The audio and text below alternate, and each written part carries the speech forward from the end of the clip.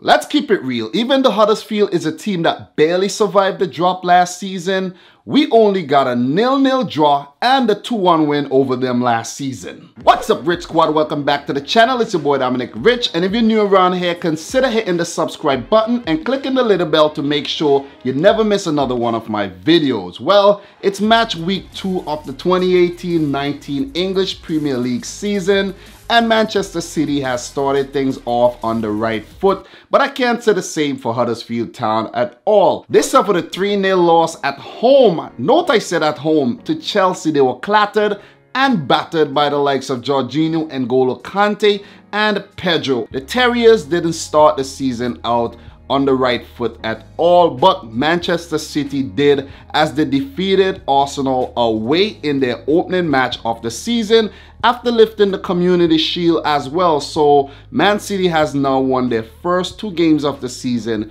2-0. Against Chelsea, Huddersfield Town was highly outclassed. I mean, they only could muster up 37% of the possession, and only 1 of their 6 shots were on target. So the Terriers need to do a lot of work versus the defending champions.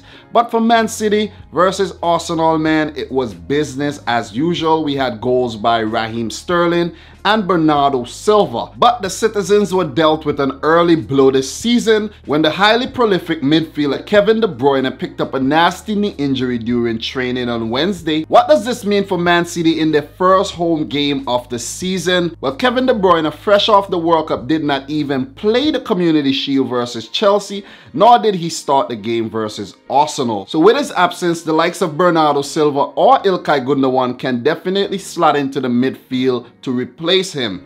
David Silva is yet to come back as well, so City has options to fill that Kevin De Bruyne size void. Against Chelsea, Huddersfield Town manager David Wagner set up with a 3-5-1-1. That's a really defensive formation. They had Ben Hamer in goal, Jorgensen, Schindler, and Terence Kongolo at the back. We had Hada Janoy, a really talented player, Aaron Moy, Jonathan Hogg, Philip Billin, Chris Lover, and further ahead we had Pritchard and Steve Mounier. I really don't like the way David Wagner has this team set up, but the fact that they barely survived last season, I can see why it is so defensive. But they need goals. They need goals. Draws are not going to cut it for them this season, or else they would risk getting relegated. For Manchester City, I'm not sure if Pep Guardiola will go in with the same 11 that started versus Arsenal, with the likes of Edison in goal, John Stones, Laporte in the back, Kyle Walker right back, Mendy left back. I think the right back and the left back should remain the same, but I think he might do a rotation with one of the defenders. Maybe Laporte might drop to the bench. We might see Otamendi get a start. And we could also see Vincent Kompany get a run on as a sub. Central defensive midfield, I expect to see Fernandinho. And further ahead, I expect David Silva to come back into the team, either as a starter or coming off the bench. His partner in the midfield should be Bernardo Silva. Ilkay Gundogan should make a cameo off the bench, in my opinion.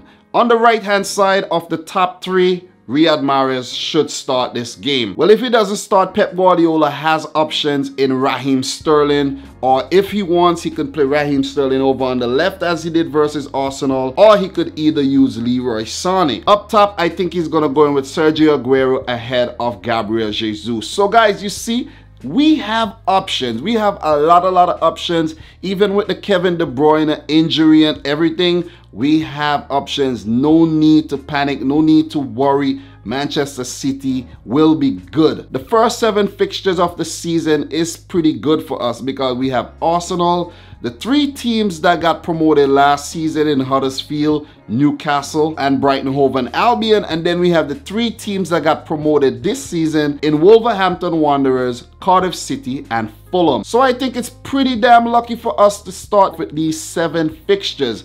I actually think it will be 21 points to start off the season. Like, I'm not even being overconfident or anything, but I think this is an easy 21 points. Well, maybe I should not say easy, but expected 21 points. So for this game, man, Manchester City versus Huddersfield Town. Well, David Wagner might want to make a few changes to his 11. I think he will go in with the same compact formation, but we may see the likes of Ramadan Sobhi, Diabaki, or even Laurent Departure get a start, or we can see the speedy winger Rajiv Van Lepara get a look in as well. For Pep Guardiola and Manchester City, I think we will definitely see some rotation. Well, the team is damn talented, man. We have backup in every single position you can think of. If Mendy doesn't start, we have Delph or Zinchenko who could play in that position. And with De Bruyne injured, we have Phil Foden, Brahim Diaz, we have Ilkay Gundogan, we have Bernardo Silva, David Silva could all slot into the midfield.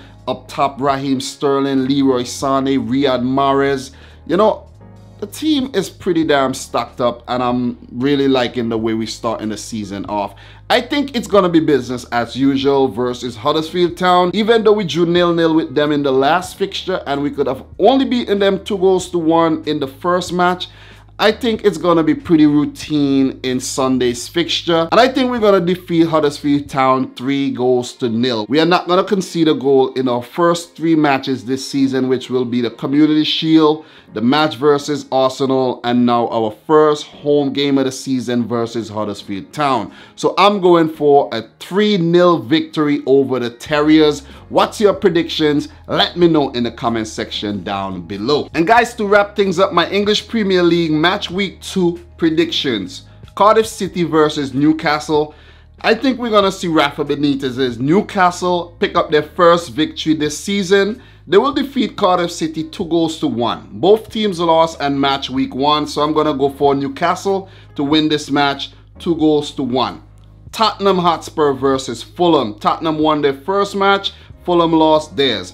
Well, it's going to be a tricky one, but I'm going to have to go for Tottenham with this one. Fulham is not going to start the season too well, but Tottenham, who didn't make a single signing during the summer transfer window, I think they're going to surprise everyone. And I know a lot of people think Tottenham will struggle, but I don't think so. I think they have done brilliant by retaining all their players, and I'm going to go for Tottenham Hotspur to run away with this game 3-1. So now it's West Ham versus Bournemouth. Well, West Ham lost 4-0 versus Liverpool. Like, that was an embarrassing loss.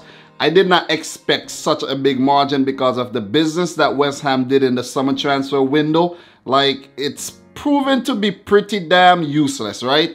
But it's still early. Let's say that. It's still early. They come up versus Bournemouth, a team that won their first match of the season. So West Ham versus Bournemouth. I'm going to go for a draw. I'm going to go for a 1-1 draw with this one. Leicester City versus Wolves. The Foxes versus the Wolves. This one is pretty interesting. Foxes versus Wolves. I like that. Leicester City lost their first match while Wolves picked up a draw.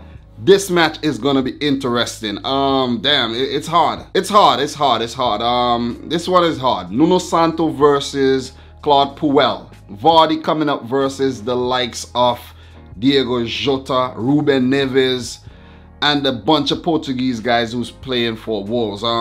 Damn. This one is tricky again. I'm gonna go for a 2-2 draw. I'm gonna go for a 2-2 draw. This match will be sick. Everton versus Southampton. Very, very tricky. Both teams picked up draws on match week 1.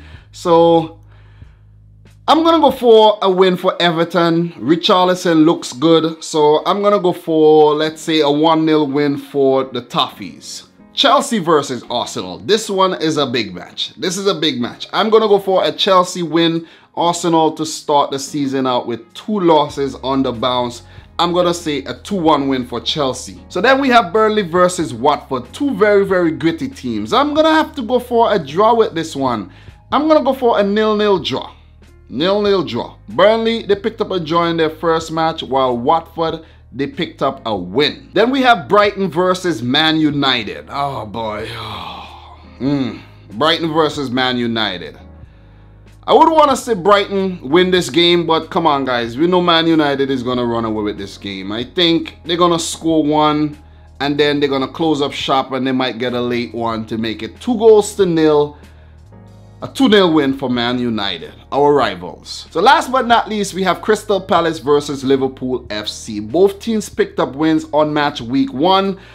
it's a tricky one. It's a tricky one because Liverpool, we know how they play. They go all out attack. They can go out there and destroy Crystal Palace. While on the other hand, Crystal Palace can definitely surprise, you know. But I'm gonna go for a thrilling 3-2 victory for Liverpool.